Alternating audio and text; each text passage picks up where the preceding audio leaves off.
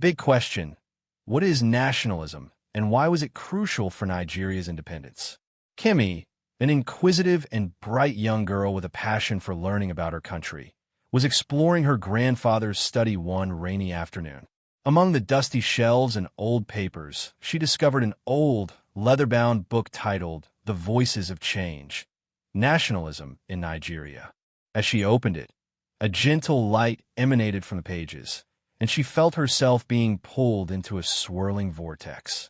Moments later, Kemi found herself in a vibrant, bustling Lagos of the early 20th century, surrounded by the sights and sounds of a city in the midst of transformation. Standing before her was a distinguished gentleman in traditional attire, Herbert Macaulay, a key figure in Nigeria's nationalist movement. With a warm smile, Macaulay greeted Kemi. "Welcome, Kemi. You are about to embark on a journey through a crucial chapter in Nigeria's history. Today, we'll explore the rise of nationalism and its role in our quest for independence." Macaulay led Kemi through the busy streets of Lagos, where she saw people engaged in various activities, traders at the market, children playing, and groups of people discussing fervently. Nationalism, Macaulay explained, is a profound love for one's country and a strong desire to govern oneself. It's about embracing our own culture and making decisions that affect our lives without external interference. As they walked, Macaulay pointed out different nationalists who had inspired and led the movement. Nationalists are individuals who advocate for their country's self-determination and work tirelessly to bring about change. They fight for the right to govern themselves and preserve their culture. Herbert Macaulay, known as the father of Nigerian nationalism, Macaulay was instrumental in the early nationalist movement. His formation of the Nigerian National Democratic Party, NNDP, was a significant step towards political mobilization. Nnamdi Azikiwe, a leading figure in Nigerian nationalism, Azikiwe founded the West African Pilot newspaper, which became a powerful tool in promoting nationalist ideas and advocating for independence. Obafemi Awolowo, a prominent leader in the Yoruba community, Awolowo played a crucial role in mobilizing support for self-government and education.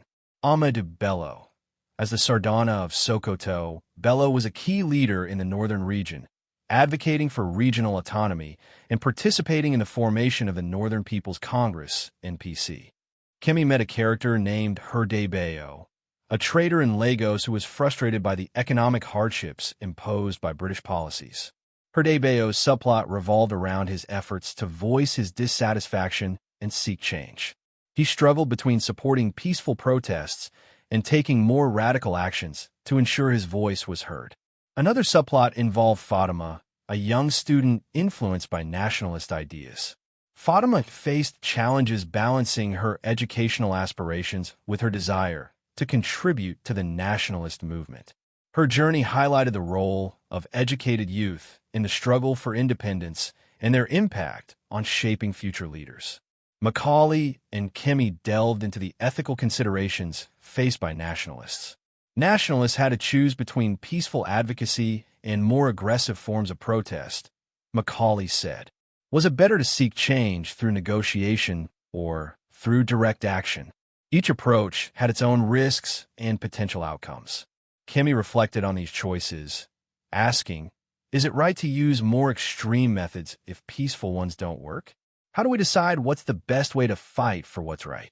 Macaulay responded, it's important to consider the consequences of our actions and to choose a path that aligns with our values and the greater good.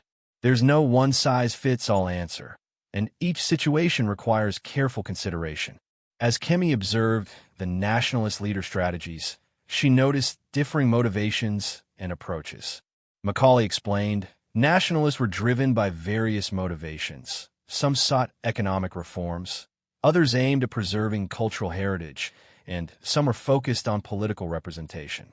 Each leader's strategy reflected their unique circumstances and goals. Kemi grappled with these diverse motivations and asked, how do we know which approach is the right one for our goals? Can there be a right answer when there are so many different perspectives? The settings vividly captured the atmosphere of early 20th century Lagos. Bustling markets with colorful goods, vibrant street scenes, and the contrasting calm of traditional meetings and gatherings. Kimmy experienced the sights, sounds, and smells of the city, which helped her understand the energy and challenges of the nationalist movement. Throughout her journey, Kimmy witnessed the empowerment of ordinary Nigerians who took a stand for their rights. She saw how grassroots movements and individual actions contributed to the broader struggle for independence. Macaulay emphasized, every individual's efforts, no matter how small, played a role in shaping our nation's future. Macaulay and Kimmy discussed how the legacy of nationalism continues to influence Nigeria today. The principles of nationalism are still relevant, Macaulay said. Understanding our history helps us address contemporary issues like national unity, cultural preservation, and social justice. Kimmy asked, how can we use the lessons for nationalism to solve today's problems? Macaulay replied, by remembering the values of unity, self-determination, and respect for our diverse cultures, we can work towards a more equitable and inclusive society. As Kimmy reflected on the struggles and sacrifices of the nationalists, she felt a deep sense of admiration and empathy. Macaulay guided her through these emotions, helping her understand the importance of recognizing the personal and collective struggles involved in the fight for independence. Sometimes, it's hard to imagine the difficulties faced by those who came before us, Macaulay said. But by understanding their experiences, we gain a greater appreciation for their sacrifices and our own responsibilities. As the journey came to an end, Macaulay and Kimmy returned to the study where she had first discovered the book. The vibrant scenes of Lagos faded, and Kimmy found herself back in her grandfather's room, holding the book in her hands.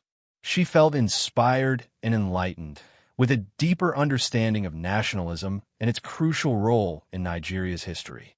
Macaulay's voice echoed in her mind. Nationalism is not just a historical concept. It's a living, evolving force. By learning from the past, we can continue to build a future that honors our heritage and embraces our aspirations. With a newfound appreciation for her country's history, Kimmy closed the book, ready to explore more and share her knowledge with others. The lessons of nationalism had left a lasting impression, fueling her desire to contribute positively to her community.